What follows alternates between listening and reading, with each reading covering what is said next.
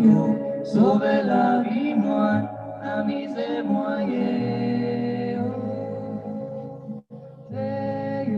sauve la vie, moi, amusez-moi, yeah. Moi malade, moi gai gangan, similo.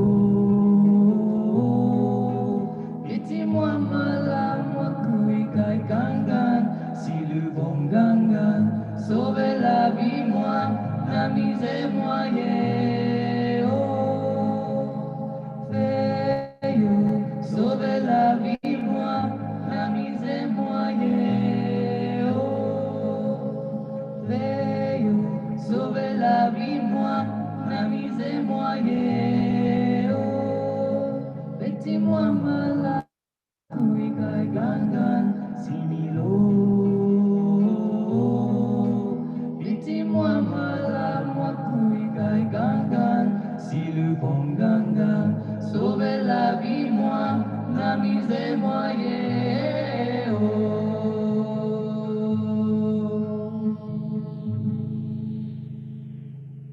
Thank you. Thank you. Hello, good afternoon, everyone. My name is Kevin Arrow. Welcome. I am the Exhibitions and Project Manager here at MOCA North Miami. Thank you so much for joining us for MOCA Miami Art Week's Saturday edition of Conversations at MOCA, Life and Spirituality in Haitian Art with Edouard Duval-Carrie, Acer Saint-Val, and exhibition curator Francine Birbragher-Rozencwaig. Conversation MOCA is presented by the Green Family Foundation. And I would like to also thank the City of North Miami, the North Miami Mayor, Council, City of North Miami, Miami-Dade County Department of Cultural Affairs. We also want to thank our Board of Trustees, our corporate and foundation partners, and of course our members. We want to extend a heartfelt thanks to all of you for your meaningful support for our exhibitions and programs. So Life and Spirituality in Haitian Art, a selection from the Betty and Isaac Rudman Trust Collection, is on view until March 14th, 2021. This exhibition pays tribute to Haiti's rich historical, cultural, and artistic heritage. It features renowned 20th century masters from the first and second generation of artists associated with the Port-au-Prince Centre d'Art, as well as some of their contemporaries and pupils. The show presents a selection of paintings from the Betty and Isaac Rudman Trust Collection, which have never been shown together, and MOCA and North Miami is honored to be exhibiting these works. A little bit about our guests today. Francine Birbragher-Rozencwaig is a longtime friend and founding member of the Museum of Contemporary Art. Francine is an art historian, an independent curator, and art critic. She received her master's in art history and a PhD in Latin American history from the University of Miami. She's a founding and contributing editor of Art Nexus magazine. And since 1989, she writes about contemporary art, several specialized magazines and newspapers, as well as essays for artist monographs and exhibition catalogs. From 2008 to 2015, Francine worked as the adjunct curator at the Patricia and Philip Frost Museum of Science at FIU. And as an independent curator, she's organized more than 50 exhibitions in the United States and Latin America. Edouard Duval-Carrié. Edouard Duval-Carrié is a local treasure. He's a contemporary artist and curator based in Miami. He was born and raised in Haiti, and Duval-Carrié fled the regime of Papa Doc Duvalier as a teenager and subsequently resided in locales as diverse as Puerto Rico, New York, Montreal, Paris, and Miami. We're very lucky that he has chosen Miami to be his home. Parallels emerge between the artist's cosmopolitan lifestyle and his artistic sensitivity towards the multifaceted identities that form his native Haiti. At heart, Duval-Carrié is an educator. He challenges the viewers to make meaning of dense iconography derived from Caribbean history, politics, and religion. His mixed media works and installations present migrations and transformations, often human and rounding out our great panel today is Acer Saint-Val. Acer is a multidisciplinary artist, a painter, a sculptor, an installation artist, and a musician. Acer was born in Port-au-Paix, Haiti, which is approximately 5 hours north of Port-au-Prince on the coast, in 1974. And he moved to South Florida in 1988. He earned his BFA in painting and graphic design from New World School of the Arts and the University of Florida. And he received the South Florida Cultural Consortium grant not once, but twice, in 2016 and 2011 for mixed media. He been granted the Artist Access Grant, the Diaspora Vibe Cultural Incubator Grant in 2017, and Acer explores neuro with an interest in spirituality and self-consciousness. So, further ado, live from downtown Little Haiti, I'm happy to welcome Edouard Duval-Carrié, direct from his studio in Alapata, Florida, Acer Saint-Val, and from Aventura, please welcome our friend and curator, Francine Birbragher-Rozencwaig. Hello and welcome to all of you. Thank you. Happy to see you all here. Well, there's Francine. So what's going to actually happen is I'm going to step off camera and Francine is going to have a wonderful discussion, and then we will rejoin at the end to field some of the questions, which I hope you will paste in the chat. And you could also be, for our viewers on YouTube, you can also paste your questions in the chat on YouTube. So enjoy. I'll see you all towards the end. Thank you, Kevin, and good morning, everyone. Special thanks to Edouard and Acer for joining us today. If we can have our slide presentation so we can start our conversation.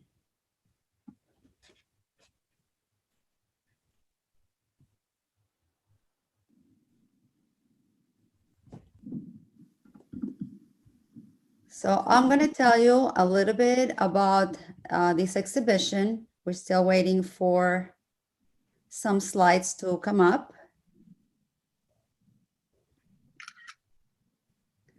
So Life and Spirituality in Haitian Art features works by the first and second generation of mid-20th century Haitian artists, most of them self-taught. And they played a primordial role in developing an international art movement in Haiti. We have an amazing selection of works by some of these artists. And most of them were associated in one way or another with a very special place called the Centre d'Art. The Centre d'Art was founded by an American watercolorist and English teacher, David Peters, in 1944, with the support of Haitian intellectuals. He provided a space where the artists could get supplies, show and sell their work, meet and support other self-taught artists who really did not follow what at the time was considered the Western stylistic convention or style of painting. Some of the well-known artists who were associated with the Centre d'Art were Hector Hippolyte, Philomé Aubin, Rigaud Benoit, and Wilson Bigot, among others. And we have briefly some of the paintings that represent these artists. I may want to say that the Centre d'Art is still working today. Unfortunately, in 2010 with the earthquake, it got destroyed, but it reopened in 2014 to celebrate the 70th anniversary of its founding, and it continues to mentor Haitian artists in different capacities. As a matter of fact, Edouard was also associated with the Centre d'Art, and he will tell us a little bit about it.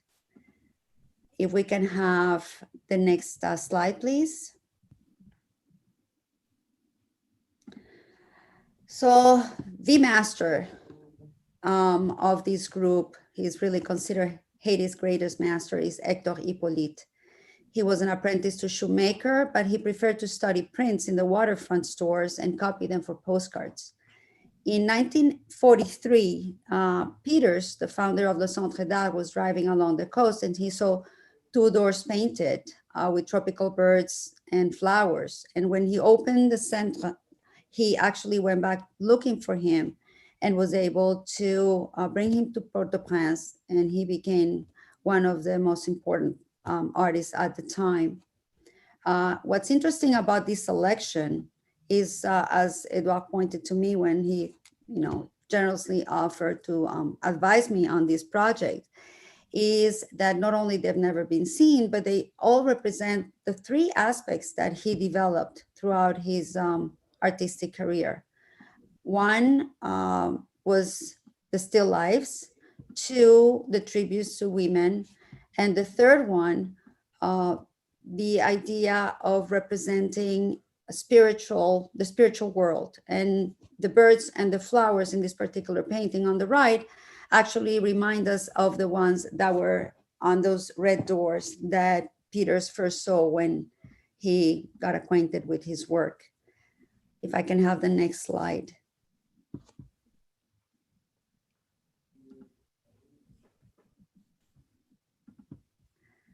So this work is by another one of the earlier artists in the Centre d'Art, Philomé Aubin. And Philomé Aubin was from the North. He was born in a Protestant family, so his approach to painting was a little different than most of the artists in the exhibition, where he developed a very particular style. He was very interested in depicting street scenes, and he was also very interested in history and Haiti's colonial past. This particular painting calls the attention because he is representing a group of prisoners wearing the uniforms that were imposed by the US occupation. So again, history plays a very important role in some of these artists' subject and the way they represent daily life, which is one of the topics of the exhibition. We can have the next slide, please.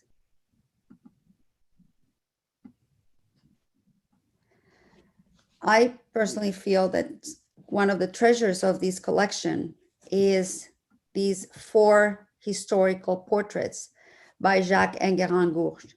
He was born in Port-au-Prince. His father was a French psychiatrist and his mother was a Mambo. And at a very early time of his career, he developed a unique aesthetic language. And these 4 historical portraits, rendered in very bold colors, actually represent all 4 of Haiti's forefathers. Toussaint Louverture, known as ending slavery and fighting for independence. Jean-Jacques Dessalines, who was also a military leader. And from what I understand, he gave Haiti its current name. Henri Christophe and Alexandre Sapétion, who was the first president. Enguerrand later developed a surrealist style, and we have a beautiful painting in the exhibition that we don't have a slide for, but it's a very good example of how some of these artists actually got acquainted with modern movements and adopted their own styles. The title of the exhibition is Daily Life and Spirituality, and we have a beautiful group of paintings that depict images of religious subject matters. If we can have the next painting, please. In this particular painting by Gerard Balsin, we have a ceremony to la sirène, which is one of the laws in Voodoo religion, with all its elements. And if I can have the next one, please. This one is also a very important painting. It's a historical piece by Rigaud Benoit, who I understand Edouard befriended, and he's going to tell you a little bit more about him. In this one, the title of the piece is the Baptism of Azazor, and is actually the drum that is being baptized in order to be used in future celebrations and rituals. And this is an amazing painting that depicts all the different details, not only of the celebration and the ritual, but also the altar, the veves, and all the different elements. I can have the last piece. So we picked this one to finish this short introduction. I hope everybody gets to see the exhibition. Again, this is a piece by Leonidas, and he, we can see also how nature plays an important role in depicting spirituality in rituals in Haitian's world.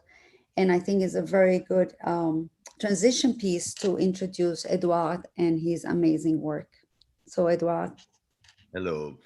Thank you for having me here in this discussion. And I'm truly delighted to see the work that has been reunited by a collector that is from Dominican Republic, if I understand correctly. And to tell you frankly, these works have never been seen. I think one of Hippolyte's has been, I mean, provided images for in one or two of Haitian arts catalog. But as a group, I'm delighted to see them because what's the fate of these works sometimes in Haiti, I mean, they were made by these artists and immediately uh, either being collected or, like taken elsewhere.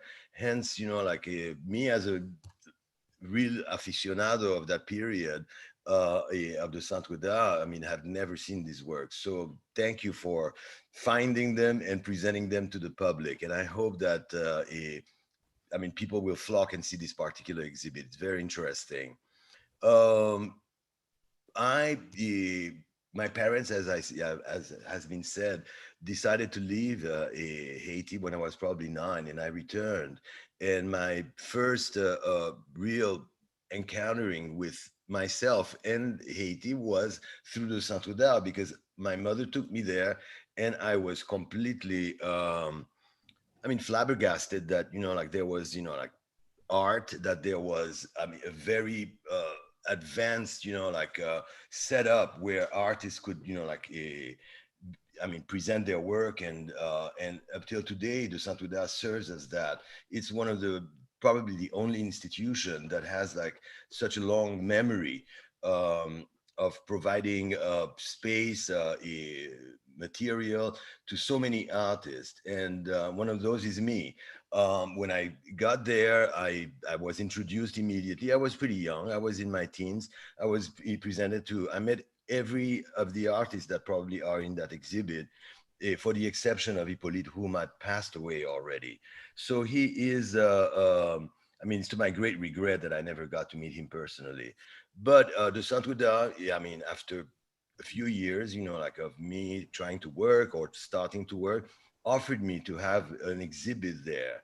And what really touched me at the time was the fact that all of these artists, like Rigaud Benoit, Philomé Aubin, and his son, and others were there for my exhibit. They were the first ones there at the opening, and that was very touching. And they complimented me, and like when with me, like explaining to me what I was doing and how, if I did something wrong, or they appreciated what I was trying to do.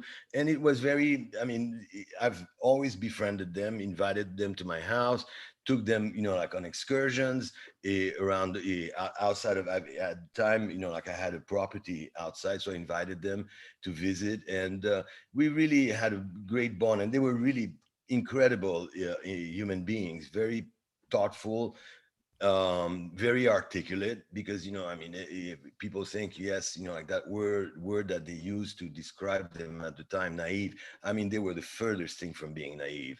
And some of them really, I mean, took their trade, their work very seriously, and always had, like great counseling for me. I was at the time very, like demanding. I mean, my works were too political, probably, and they warned me that, like that it could be, like dangerous for me. And I mean, I took heed up to a certain point, but I continue in my merry way. One of the artists that, I mean, that I didn't know his work. I mean, that's the first time I've seen that. I've been very interested. I mean, my work has evolved and changed, and I'm still, like, trying to mount projects that are of interest. Recently, I was invited in South Africa, and just for this, I mean, this is the Haiti is the first Black republic in the world.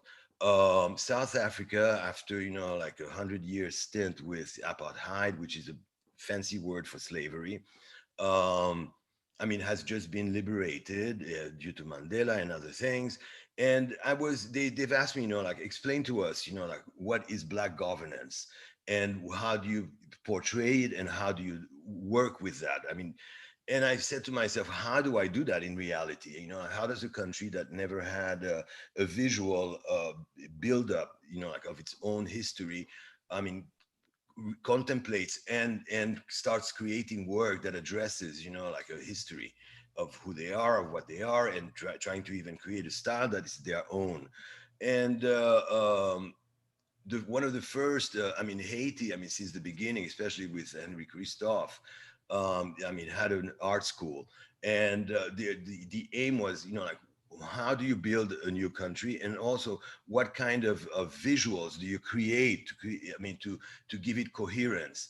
And I mean, Haiti has always been very preoccupied with that, and looking at I mean, the scant of, I mean, discussions or documents that are in the archives and stuff like that, I decided to maybe it's time to revisit that whole history of Haiti, and I created this particular work for that purpose. I mean, I mean, it was a very contentious period in Haiti where Haiti became divided in two, the South being a republic and the North of Haiti turning into a kingdom, which was derided a lot by the international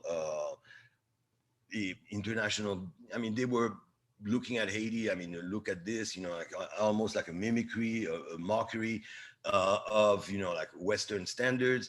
But I just wanted to really revisit those particular work. Those this is I've created this, I mean, very large engraving on plexiglass.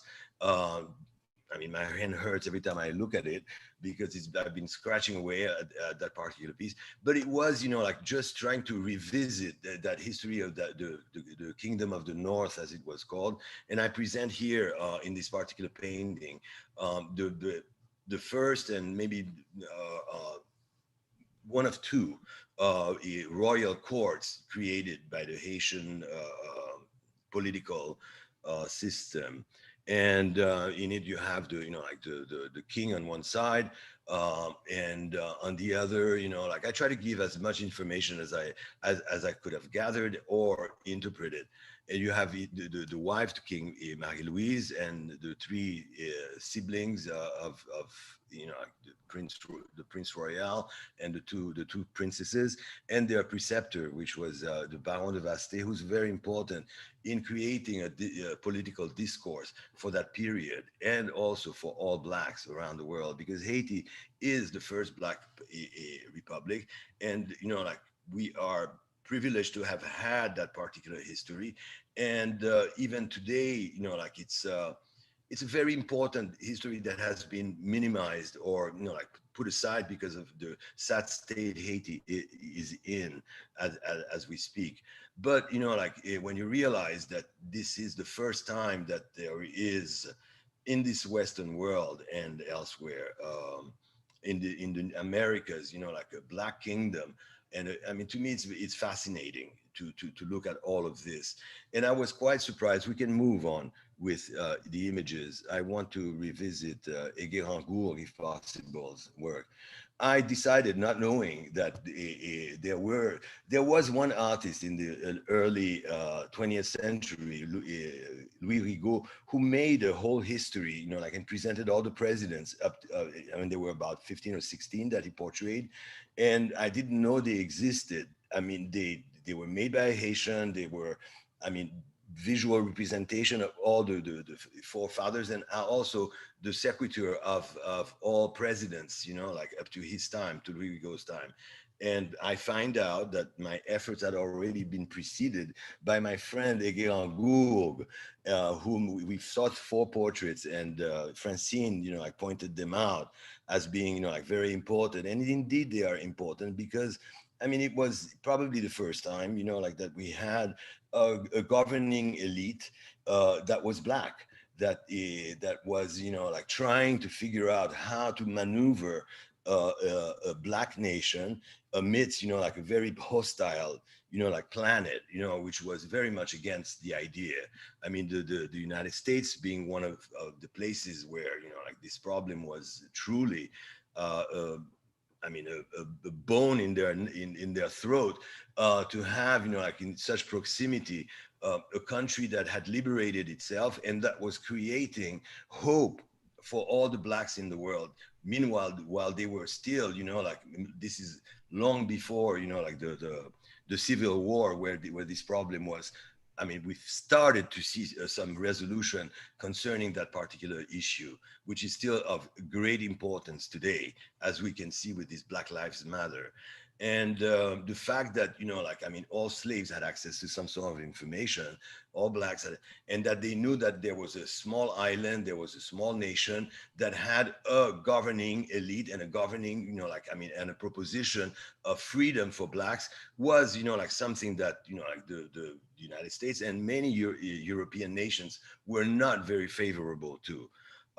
So I would really like to show that this particular tendency, you know, like I mean, it's not really, to me, probably Louis Rigaud and a lot of people in Haiti are looking at that particular set of images done by Louis Rigaud, you know, like in the beginnings of the 20th century, as, you know, like founding, or, I mean, they are treated sometimes as a hero cult, that, and it's probably the right way to interpret it. But I want to revisit it in the sense that I want to make sure that people understand how peculiar and how important it was in the configuration of, you know, like of racial problematics and stuff like that, that there were a governing elite somewhere on the planet, you know, like away from Africa, of course, that had, you know, like that was, you know, like black.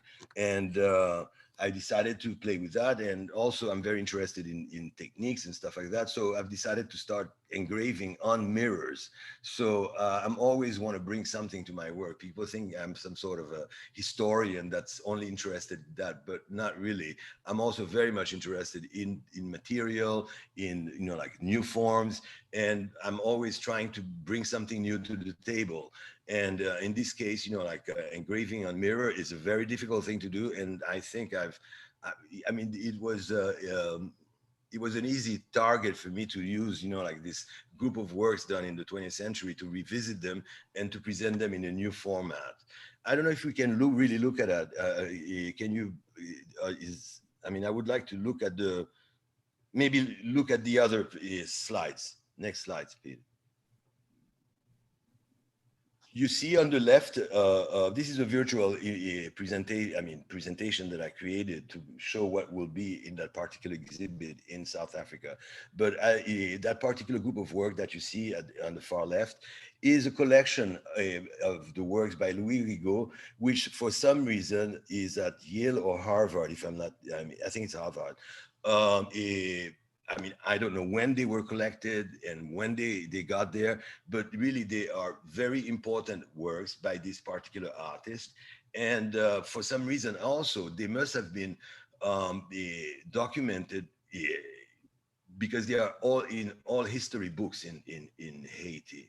So, I mean, it's fascinating to look at this because it's very peculiar, and I'm always very interested in understanding. Because when I left Haiti and came back a few years later, I mean, to me it was a shock because I'd lived in Puerto Rico and I was a young man. And when I got back to Haiti, I was very curious as to what was happening there, who I was, what was that country, and it's been my problem ever since. And the aim of my art is to give to understand, I mean, to myself and to others probably, you know, like what it is really, what's going on, what happened, how is it in the situation it is today.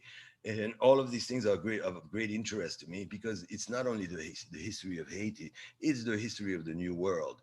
I mean, this whole slavery thing is something that has to be revisited, looked upon, and given, you know, like, I mean, I mean, we really have to try to understand exactly what's behind all of that, apart just, like the fact that, I mean, it was simply abuse and everything. I mean, understand the economics of it, understand the politics of it, and the repercussions that it has had up till today. And it's the history of every nation in the New World, from, like Canada all the way down to Chile, including, like the United States. So, I mean, this is, let's move on to another group of work. I mean, this is part. I mean, I'm just showing you things, and also one thing, the question that I was asked to what are we doing? What am I particularly doing? That former work of the thing is that right now in focus at the Bass Museum, and they own the Bass owns this particular group of work, and they've put it out.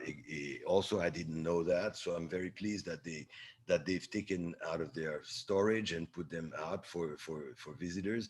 And also, I have another piece at the Perez Museum, which is also in view in the new collection that is destined to be, I mean, a gift from Mr. Perez, if I understand correctly, to that museum.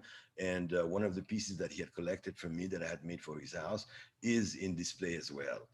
But and anyways, Francine, let's discuss a bit. Like I've been talking a lot, and I don't know if it makes sense. And I would like to really discuss more of the exhibit as it is.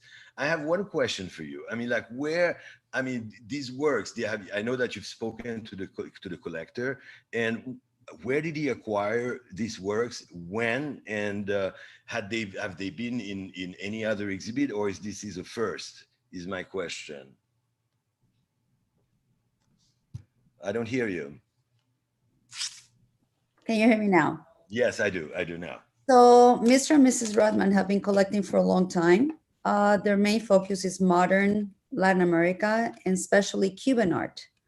But because of the association with Cuban art, he just ran into these Haitian works that he liked. He is a collector who also enjoys living with his works, which is why this group of paintings were brought from Santo Domingo. Most of them were displayed in his home. And he just, once he started learning more about it, he started acquiring more and more and more. Some of them from auction houses, some of them through third parties. But he is a very private collector. We don't see much of his collection outside of his private homes. He does have a very important group of Wilfredo Lamb's paintings. Some of them were featured in the Tate's exhibition recently. So, he does have an eye for great art, and he definitely put together an amazing collection of Haitian art that we're very fortunate to be able to show here at MOCA. And I am delighted to see them because those hippolytes are priceless and beautiful. And so are the Yegeragug. And I mean, it's amazing that he collected the first generation and the major figures, because that's another thing that I find about Haitian art is like I mean, it's always presented, oh, the Haitian art. I mean, I'm glad that you pointed out that there is, how would I say, a hierarchy in like in who is considered like very good, and they are obviously of great quality, the works that is in that collection, and like they are very important pieces, and it's not every Asian art is of that quality. I mean, which is like quite extraordinary to see, and I'm glad that this is being done because it dispels a lot like about like like the fact that there are great masters in Haiti, and not every Haitian artist is, like of great value. I mean, it's a very condescending maybe thing to say, but the reality is as such. For so many years, I mean, it's the labels used for Haitian art have been a big problem, and also just like focusing on where the works come from geographically does not really tell you that there are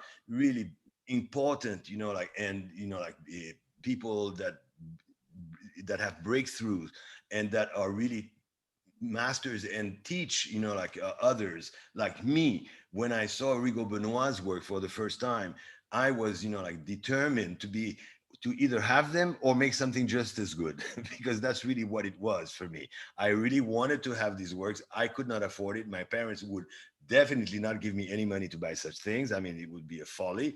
And so I decided, like maybe I could do as good as them and I'll enjoy them as much as they've done, like these collectors in the Dominican Republic. And we're very fortunate that you went that way. So maybe we should give Asser an opportunity to talk about his experience, and then we'll continue our conversation. Thank you for patiently waiting. You need to unmute yourself. Awesome. Unmuted.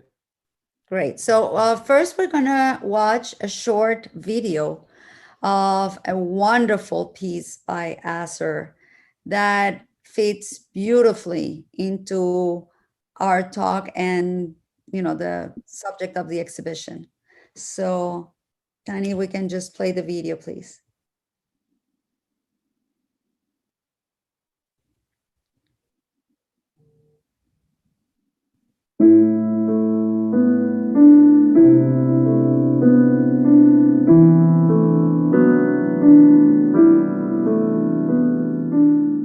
Saint-Val's work explores spirituality, identity, and self-consciousness as it relates to neuromelanin.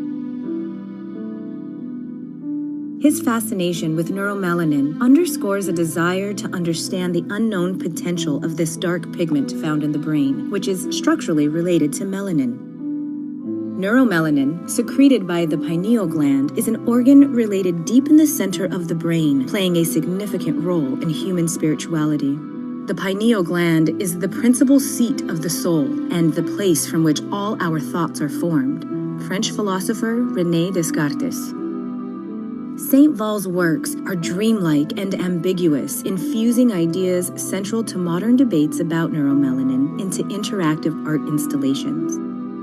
He addresses themes such as under-recognized African-American inventors, the politics of sexual desire, the complex aesthetics, narratives, and metaphors that attach to various organic substances. Saint-Val's most recent work, The Philosopher's Stone, is a multi-sensory interactive installation in collaboration with Patty Sau, Michael Elliott, Edgar Romero, Dahimia Williams, and Shivani Gaius. The intention of this installation is to activate the audience's imagination through a surreal experience engaging all the senses. He wants participants to tap into a hidden side of their subconscious mind in order to activate their essence through resting, meditation, and imagination. All the senses are engaged as they listen to streams of consciousness in 4 languages, smell 13 aromas, feel the soft textiles, gaze upon original. Thank you. So, Asser, Yes. what is your thought, your feeling in regards to the parallel that can be established between your experience as an artist and your views and what we're showing at MOCA right now? Oh, wow. Put you on the spot. Especially after Edouard. Especially after Edouard's conversation and perspective. That's a tough one.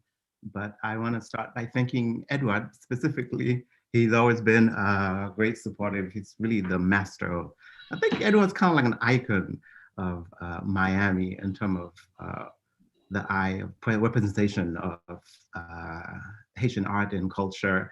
And he's always support my work. Thank you so much. And Francine and Kevin, Harold, thanks for inviting me. This is, I'm truly honored. I went to see the work, Francine, during its installation. And I have to say, when I came from Haiti, I was 13, 14. And I came from a Christian family where voodoo was not called a spiritual concept. It was just scary and also devilish. So my background, I always had a very opposed reaction to the artwork shown, especially when we look closely at the veves, and we know what they were. I lived in many parts of Haiti, visiting my parents, grandparents, so back and forth. So it was very scary. So seeing your exhibition, especially the title, Life in Spirituality and Haitian Art, is it's pretty avant-garde for me because I never saw it that way. And now I'm learning about it. So I think the exhibition was very educational for me. And afterwards, I went home, I did some research. I actually had to learn a lot about some of the Haitian masters, such as, I think one of the one that stick with me was Philomé Aubin, who was it's just, his artistic and his storytelling style was so pure, and that's what made it special. And it wasn't really about the style. It's just the purity and the honesty and his rendering. And I think Philomé was one of the artists in Haiti who, I think the wife of Kennedy went to buy his work and kept Haitian. I thought that was interesting. And the people were like, whoa, who is this guy? Why is the First Lady of the United States coming to buy his work? And when he died, that was the big thing. The city stopped. And that's just to tell you how influential the Haitian art culture were in Haiti. And in the United States, they were showing, just Hollywood was showing voodoo representation of Haiti, not at the same time, but later. And I'm sure there were other way of projecting Haiti as something that wasn't important, but we knew it was important now. So thanks for the exhibition. It was great, and I'm continually learning. Connection with my work is, I want to make a connection with a book that Edouard probably suggested that I read. It was actually for an exhibition that Edouard was doing. I don't think it happened. I'm not sure what happened, but I read the entire book. I was amazed. It was The Kingdom of This World by Alejo Carpentier, who's a writer, and his perspective and how he described Haiti from its inception through the eyes of a character named, what was the little, I can't remember his name, through the eyes of a character who grows old. Noel is his name. Noel, okay. So Tinoel, we see the history of Tinoel through Alejo's eyes, as a creator, as a poet, as a storyteller, and also he is mixing history with what we call mystery or just surrealism. His writing was very surreal. You're not sure what was happening. Some of it were true fact, and some of them were some of his own creation. So when I think of my work, I feel this is what I do. I'm tapping into my own pineal and subconscious. I'm not interested in storytelling. I'm interested in what could happen, the possibility of the pineal gland, creation, invention, chance, chaos. At the same time, I was trained here in the US, so the work is doing installations, I'm using a different medium. For instance, the painting, I don't know if we go to a next painting, perhaps we could go talk about the materials, for example.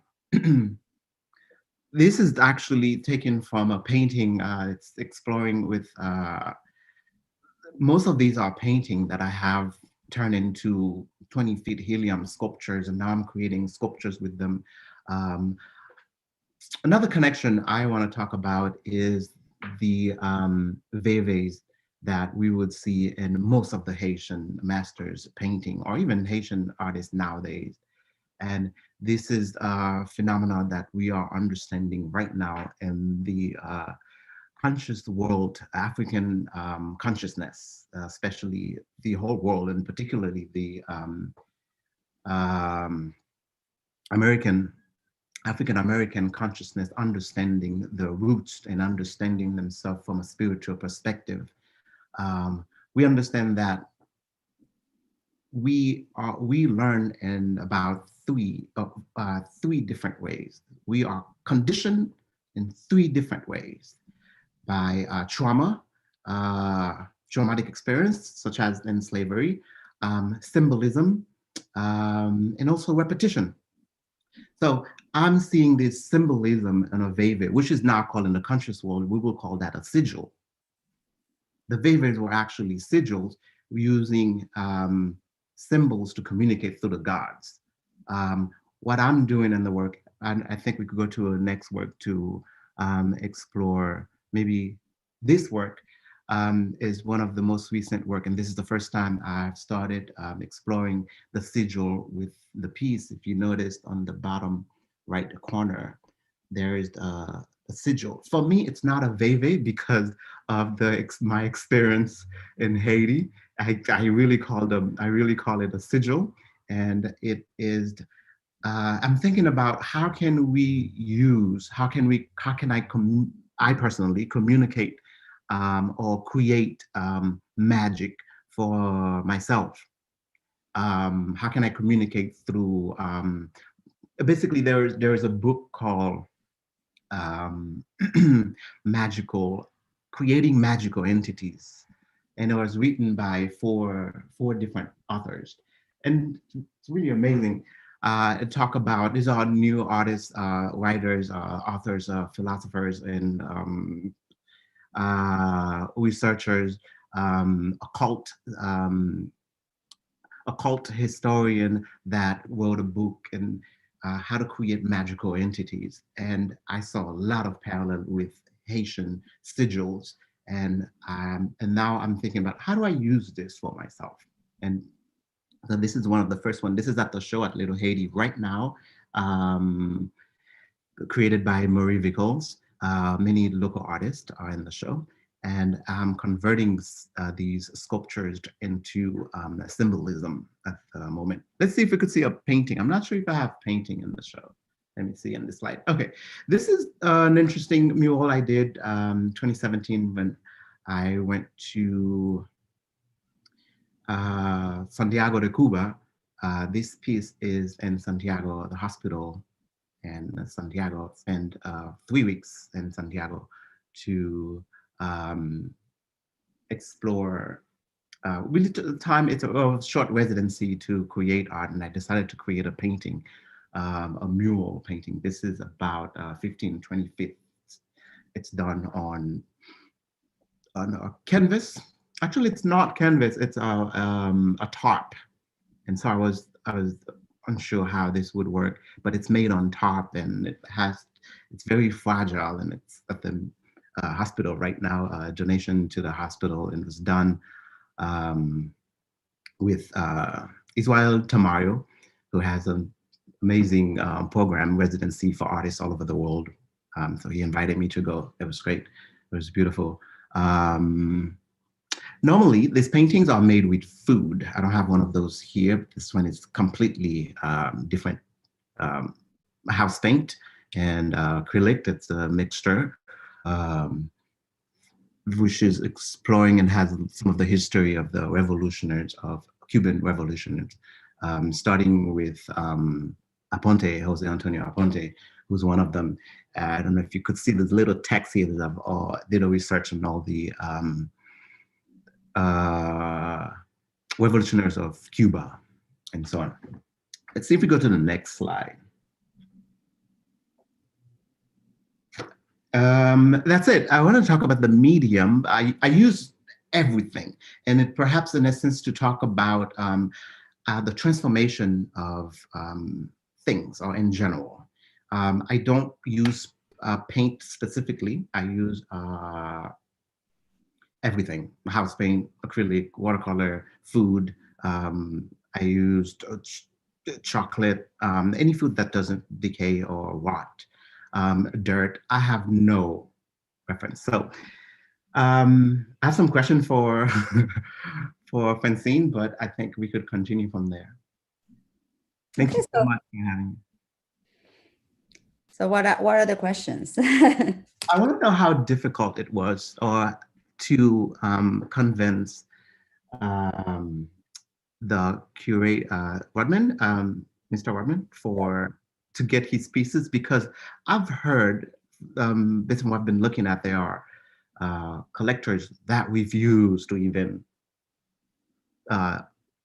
apart from these collections from the master artists like Philomé Aubin, for example.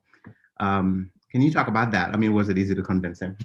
Well, you have to understand that in general, my experience with collectors from the Caribbean and Latin America, they're very private.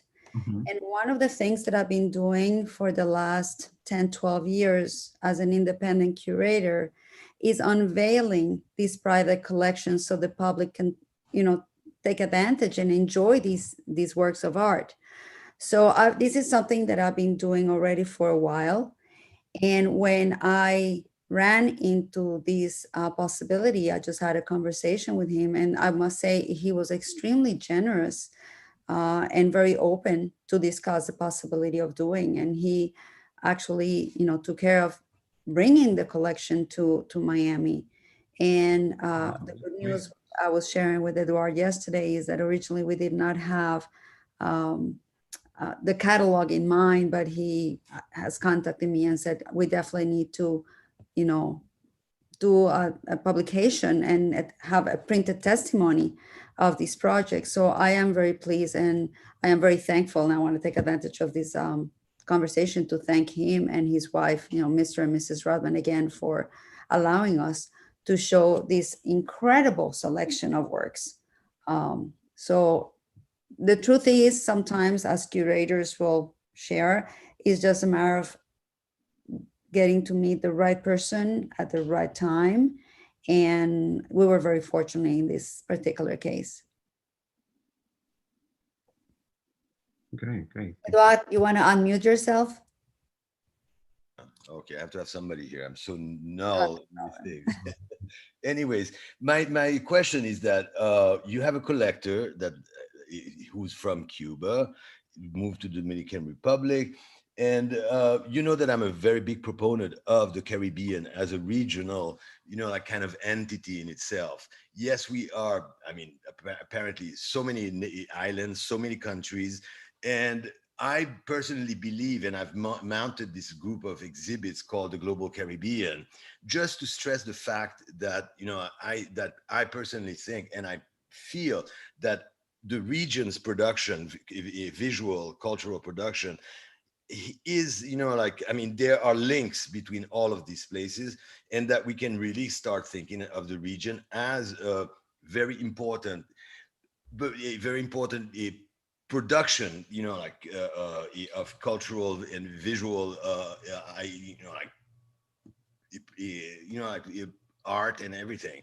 But this is a man that probably started collecting, a few decades ago, probably, because if he, a few decades. So did he envisage it like that? Was he trying to see the connections between, like Cuba, Haiti, Dominican Republic? Because we do have a common history. And the more I learn about each of our places, because we are like very divided just because of the water, of course, and the ocean, but there is a consistency. And I would like to really ask him if that was his intent, or that he saw, or that he was interested, that maybe to see that maybe like the Cuban production was similar or had the same kind of intent, like in its production, and if it felt, or if he felt that there was a connection between all of these places. So this is, if that book is, I would like him to talk about that. If he thinks that there's a Caribbean uh, Caribbean sensibility or Caribbean history that is common to all of these different, you know, like spaces and islands and stuff like that.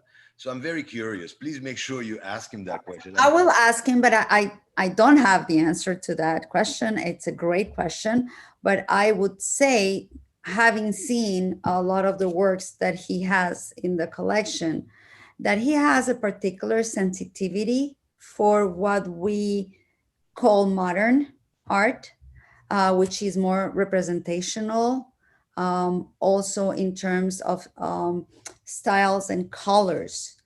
And he is definitely attracted to the storytelling quality of the works, because he also has artists from Central America, you know, especially modern art, and also from Latin America.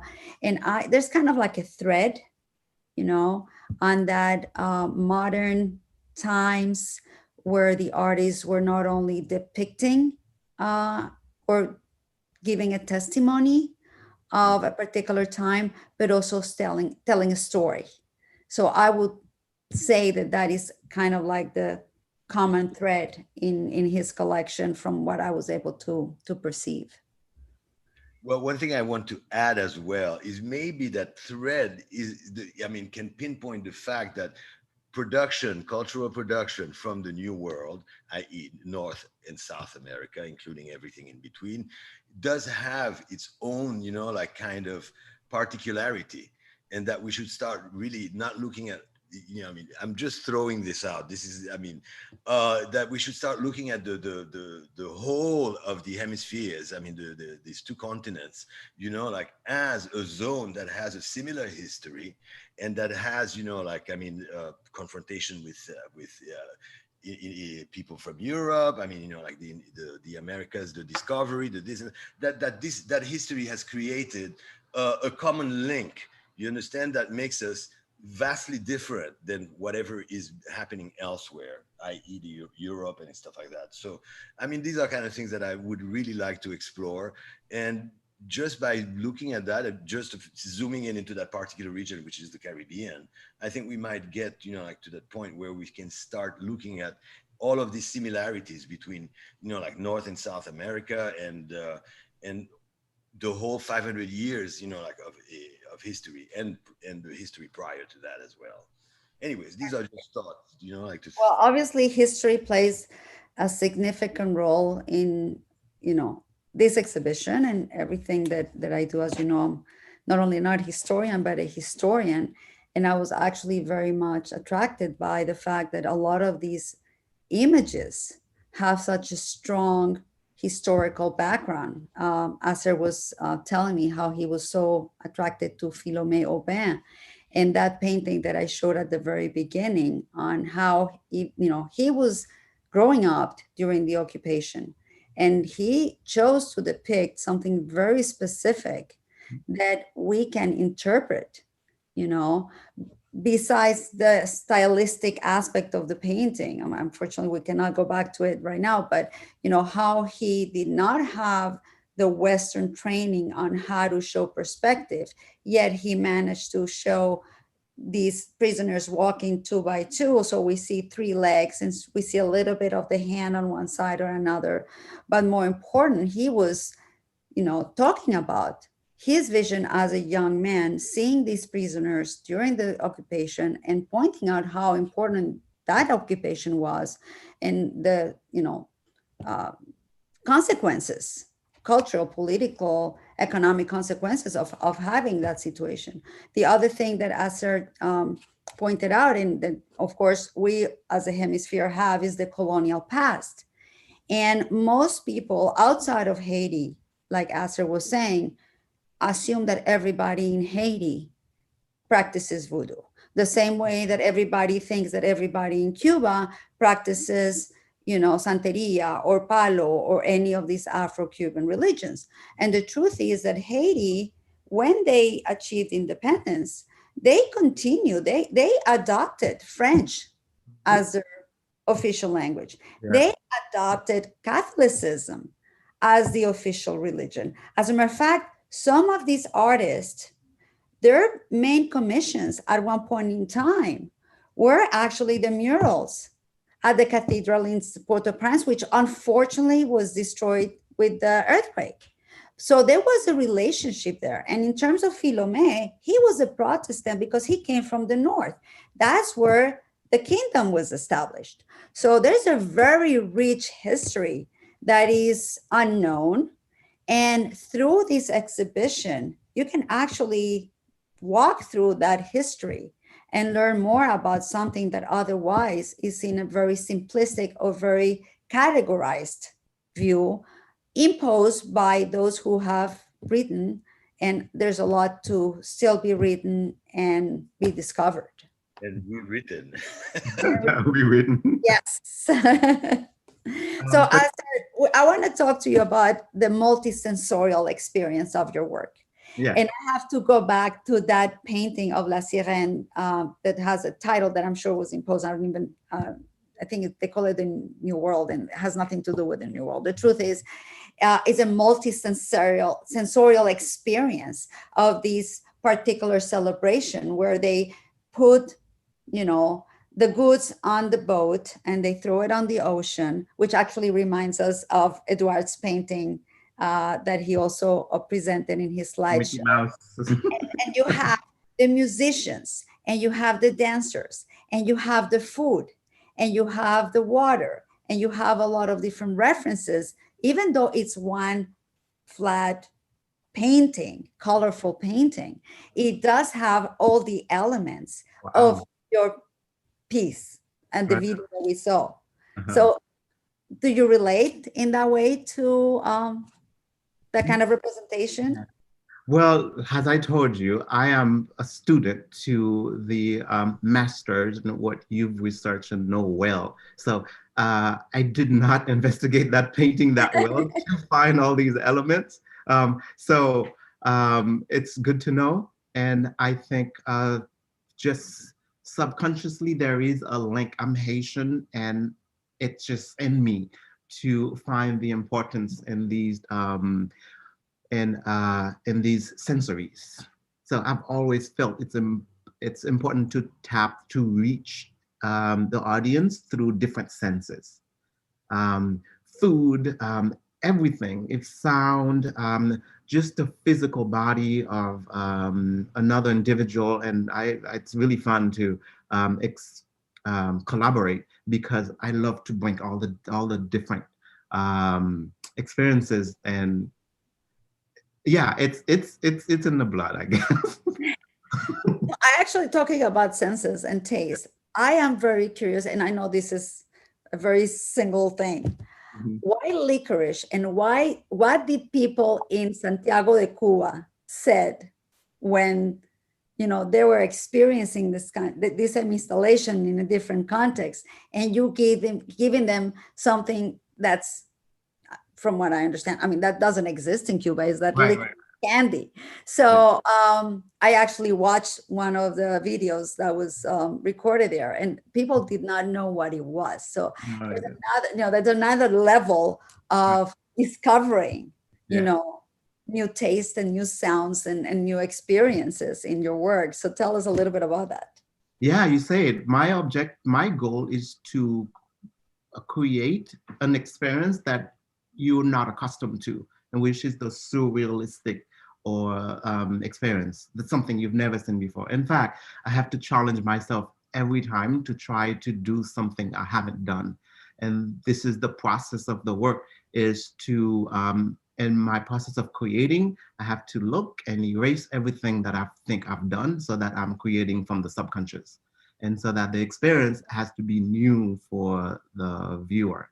I chose licorice because of the history of licorice. Licorice was invented in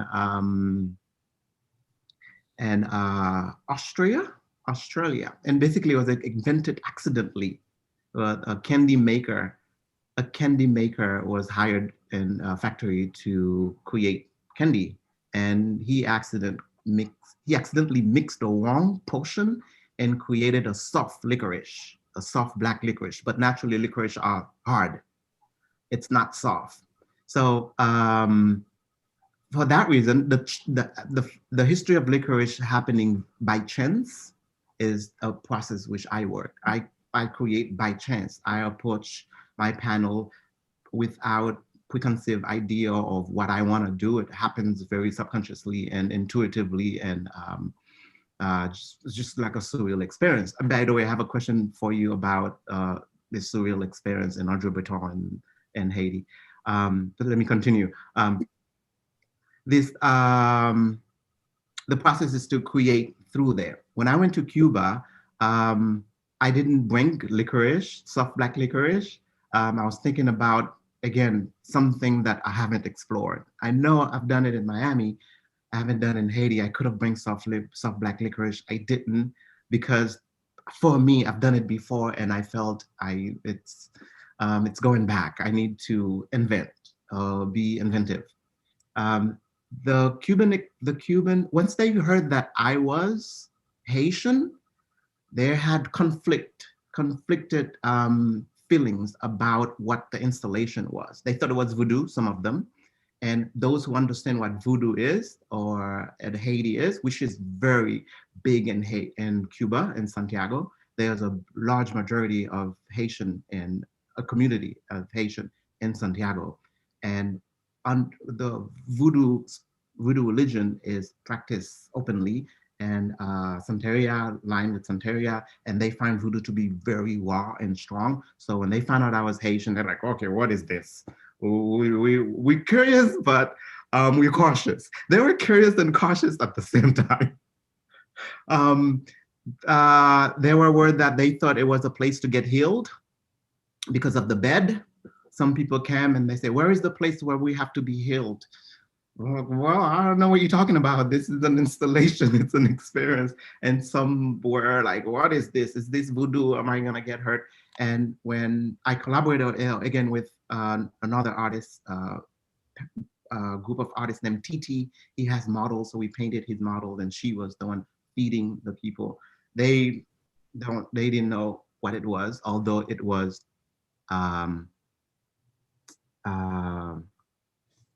it was a seed, sunflower seed. That's what she was feeding them. And I'm sure they've had sunflower seed before or any sort of seed, but because of the nature of the environment, they couldn't tell what it was. And also the smell, they couldn't tell what they were eating, although it could have been something. Okay, I want to stop for now, but my question for you is, as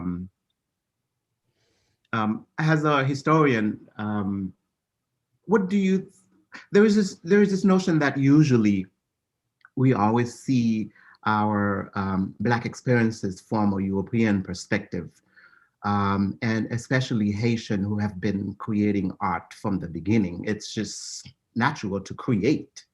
And the style of it, we often think about Andre Breton as the forefront for surrealism.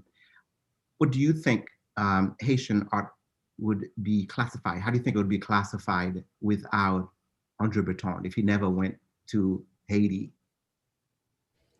I think that Breton actually with Lamb Right, Haiti on their way to Cuba, and he interpreted Hippolyte's, but I'm saying Hippolyte because he's the one he got closer to, and he actually acquired some of the works.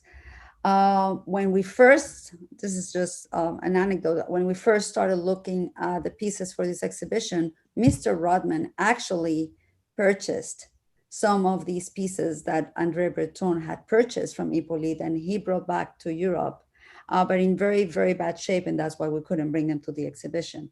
But he, in his mind, from what I've read, Breton saw Hippolyte's interpretation of the spiritual world in a parallel with the the psychological and the Freudian, I don't know how to say it, from Freud, psychoanalytical approach that the Europeans and French were giving to surrealism. So there was a parallel there. And that's what prompted him to take these pieces. Another thing that's important is from an artistic point of view, if Breton would have not come to Haiti, there was another very important critic, Jose Gomez Sicre from Cuba, who had come at the same time in 1945 and told Peters and told, you know, the intellectual group of Port-au-Prince that these works were as important as the modern artists working in Cuba. So what historians like Edouard has said, wrote about Breton and give him credit from bringing Haitian art to the international arena. But I strongly believe that if he wouldn't have been Breton in that perspective, maybe surrealism would have not been attached to Haitian art, especially of mid-century Haitian art, but maybe Jose Gomez Sicre and some other critics who were traveling, in the Caribbean, especially in that area, would have brought up these artists as part of that modern movement, that was happening also in Mexico, that was also happening in Brazil, that was also happening, obviously in other places, but as a movement itself, you have anthropophagia in Brazil, and you also have what was happening with Torres Garcia in the South.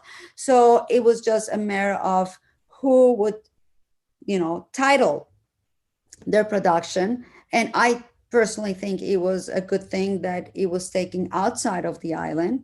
But in terms of what you were saying, what would have happened, who knows? But I think it's very fortunate that it was taken out and it was giving international exposure. What I personally, as an art historian, don't want to continue seeing is that depiction of Haitian art as primitive or naive, because I think it downgrades it. I think it, in a way, is pejorative. And there are several curators and historians who are doing that. There's actually a show right now at the Museo del Barrio in New York, where they're reconsidering the categories. And instead of calling them naive or primitive, they're calling them popular because they're inspired by popular culture, like just daily life. There's also in San Antonio, Texas, they used to have a folk gallery for native, like for indigenous works, native works, and other kind of popular, works or crafts, as they used to call them. And now it's called the Popular Art Gallery. So I think that there's a lot to be done in terms of recognizing the value of these artists and their artistic production, not as a secondary level, but rather as part of the cultural production, not only of Haiti, but also of the hemisphere, as Edouard was saying.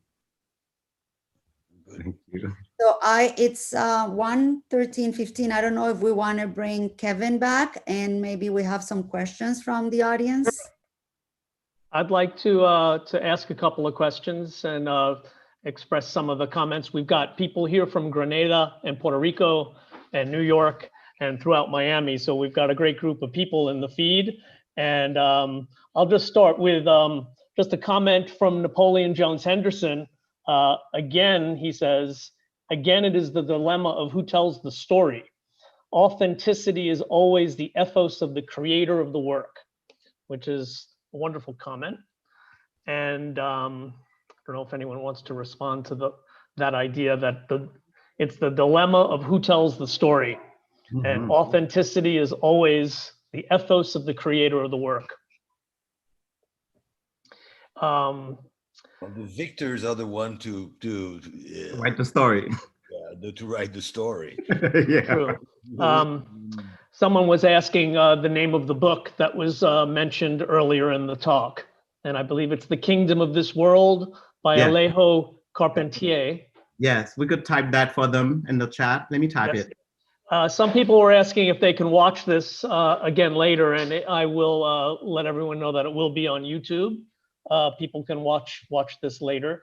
And for Acer from Selene Vasquez, if you originally didn't see your work as spiritual art, how do you view them?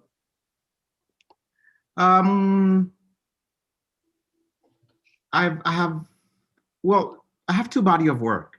I have the most recent body of work, which was an exploration of my life in Haiti as a boy among women. And I think one of your artists, Francine, that you have in your collection, have this theme, also follows this theme. And so at that point, it wasn't spiritual, it was more autobiographical, and also exploring the differences between how women are viewed in the US when I came, and also how women are viewed in Haiti.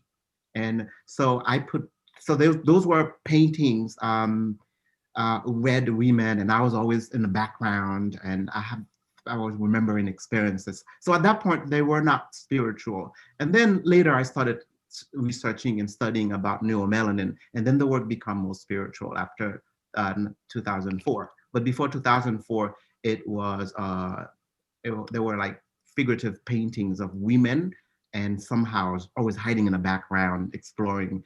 I was born a twin with a girl, and I was raised by mostly women. So I thought that was very interesting. I wasn't raised with a father, although my grandfather was a father figure. So I thought that was very interesting, and I started exploring that experience, how it works with me psychologically, and so on. Thank you. I have a question here from Gisela Yes. Savde, who asks, did they ever really adopt Catholicism? And she states that she saw murals with a different interpretation of the Last Supper, in which Judas was white and all the apostles were black. Yes. So yes, Catholicism was adopted the same way it was adopted throughout, the Caribbean, Central America, South America. Those particular murals in the Holy Trinity Church, which is, I'm sure, the ones that she's referring to, what was amazing is that they were giving freedom to interpret biblical scenes in the same way they were working in their paintings.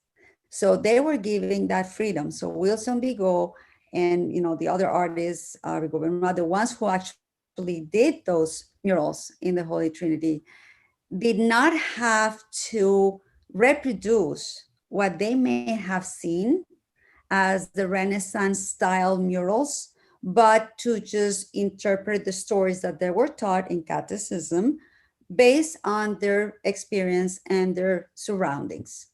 So, there's just the way it was. There is also there is a problem. I mean, the Catholic Church in Haiti has never really responded to the national production, to the local production, cultural production. It was the Anglican Church, which was vastly different and more tolerant to other visions of the Bible that, allowed. And sometimes, and because also the Monsignor Voegli, who was a fervent art lover and decided on his own volition to give these artists, free reign when they build. He was the supervising and instigating that part, the build-up of that particular Anglican cathedral. But Haitian art has had very tenuous,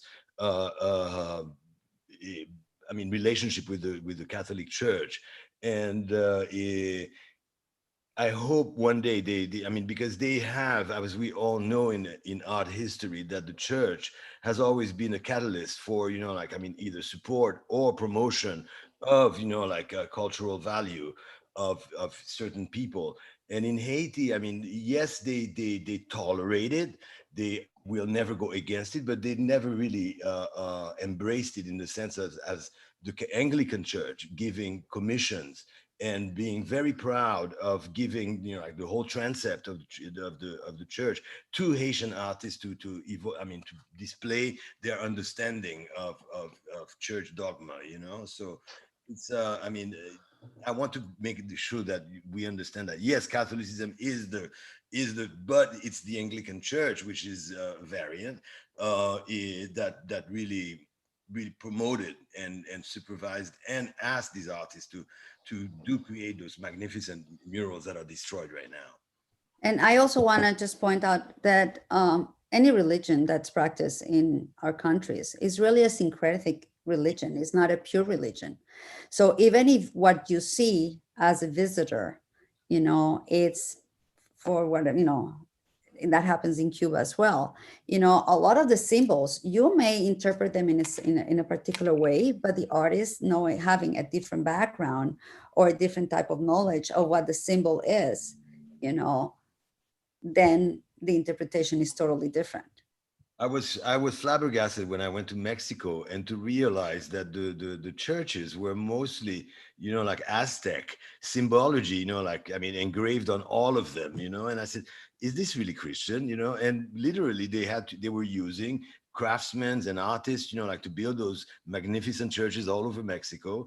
And when you look at them, it was a hybrid kind of concoction of symbology of Mexican, like Aztec and whatever tribes that we were talking about, or whatever they were. That is, it's very interesting to look at that. The idea of, like hybridity and syncretism and stuff like that in the works in the Americas. Yeah. Kevin, are there any more questions that we want to share? We do have a couple of more questions. I want to field a comment and a question from Amanda Kovac here at the museum, our Director of Education, who coincidentally will be leading a tour of the exhibition virtually online. You can sign up go to the museum's website at 3 p.m. There'll be a virtual tour of both exhibitions on view, but hear me out.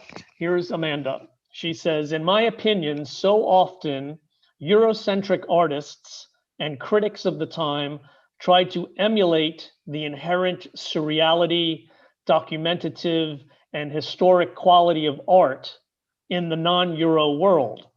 There is tremendous surreal spirituality and functionality that was part of pre-Columbian artworks.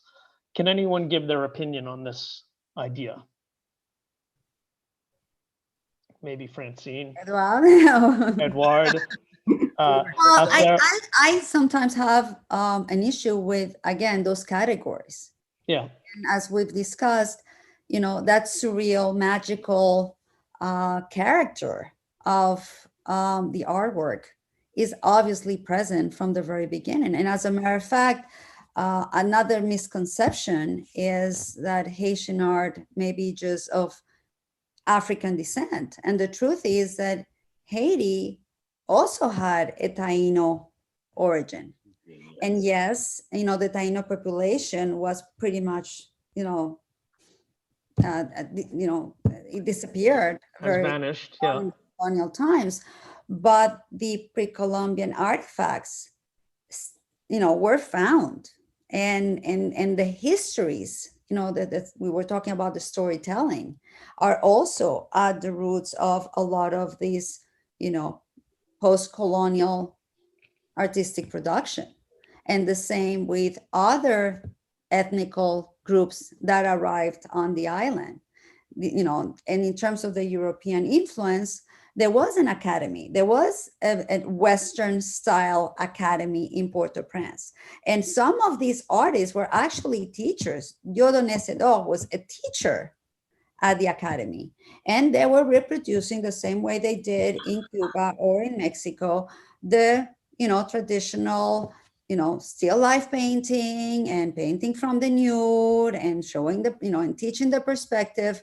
But obviously the cultural, that what you call the spiritual or the magical or the subject matter, that was imbued in that kind of expression was there from the very beginning and continues to be, as we can say in Nasser. Actually, I was reading one of the comments and somebody, I don't know the name of the person, said that maybe Asser was doing these figurative paintings, not even knowing that there was some kind of spirituality already in there, but only him as an artist can confirm or deny that is not the case. Indeed, I agree. Indeed. I have one question that I found. I'm very fascinated by Hippolyte, and I've read a little bit of things outside of what the exhibition has provided, and I hear two things about him. He either produced a very small amount of work and died when he was around 54 years old, or I read something that said like in his last year of his life, he created somewhat like 600 paintings. So do we know, did Hippolyte produce a lot of work or a very small amount of work? From what I understand, he was really discovered and brought to the attention of the world when he was pretty old. And his production, I mean, only last, I mean, as an artist, I mean, recognized and signing his work and stuff like that. Really, I mean, it was a span of 5 years, 4 or 5 years, and he passed away. Apparently, he was very prolific, and but still, you know, like there were attempts at creating a catalogue raisonné for his work. I mean, this is still in the process, and that's another problem with, you know, like Haitian art, in the sense that, you know, like the records and the archives have not been done properly. And this is not only for Haiti, it's mainly for all of the islands and also from, you know, like Latin America. I mean, there is, you know, like a sense that, you know, like, I mean, it's very important to us. And I'm glad that places like Miami, which is, you know, like really in proximity with these islands, Cuba, Haiti, Dominican Republic. So, I mean, and there are the universities here. I mean, I hope that they really take in consideration the idea that they should be looking at this archiving of, you know, like their neighbors, because so many of their neighbors are here. So, you know, like, I mean, doing that particular service to, you know, like a region is not really a folly. It's not really, you know, like, oh, this is not part of our thing. I think it's integral to the, you know, like, I mean, to the responsibility of museums like yours, of you know, like universities and other institutions, to at least at a regional level understand what their neighbors are and what they do, and promote, you know, like, or try to understand and create those kind of archiving. I know that there is this at the Library of the Caribbean at the FIU, which is very, very important. But I mean, I'm so happy that we have an art historian like Francine, you know, like looking and studying all of this. And I mean, it is very important. And so we don't have those kind of questions, you know, whether he produced 200 pieces or 700 pieces or, you know, like things like that. So, I mean, that brings another problem to the table. Yeah, and also considering the fact that many of these artists and Hippolyte produced murals, and everything in the Caribbean eventually sort of vanishes because of just being in the path of a storm or just being, you know, in the middle of the ocean. Everything gets reclaimed one way or another. So we do have one last question about the catalog. And we do want to encourage people to check the museum's website. It will be forthcoming in 2021. And we're very happy and we're very thankful to Francine for bringing us this exhibition, to Acer and Edouard for joining us, and of course to Mr. and Mrs. Rudman for making this all possible. And I want to bid you all thank you, you know, and ask everyone to check back to the museum's website, check our social media feeds at MOCA NOMI, and you know, we look forward to seeing everybody next time. And the museum is open in a limited capacity. You can come and see the exhibition in person, or you can go to the museum's website and you could look at the virtual show, which is, you can see how great it looks behind me. I'm not in the museum. I'm in front of an image from the VR.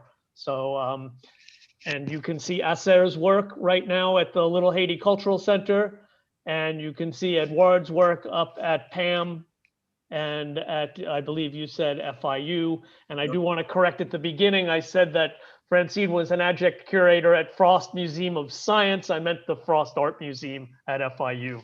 So we're all good. And I want to just thank everybody and enjoy your afternoon.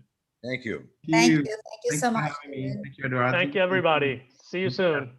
Cheers. Cheers. Bye-bye.